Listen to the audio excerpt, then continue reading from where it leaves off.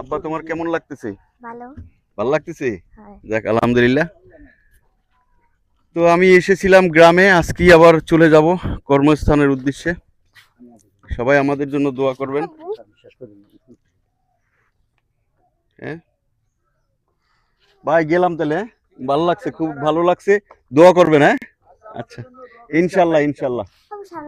যাও আব্বা।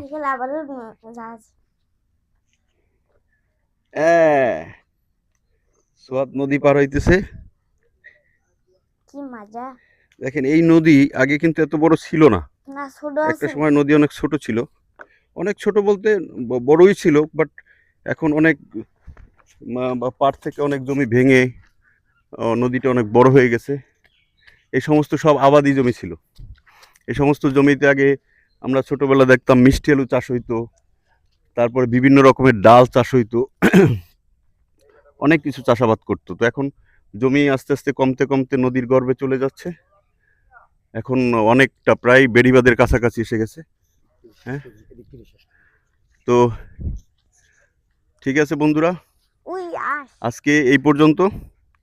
আপনারা সবাই ভালো থাকবেন, আমাদের জন্য দোয়া করবেন। হ্যাঁ, ওকে, আল্লাহ হাফেজ, আসসালামু আলাইকুম।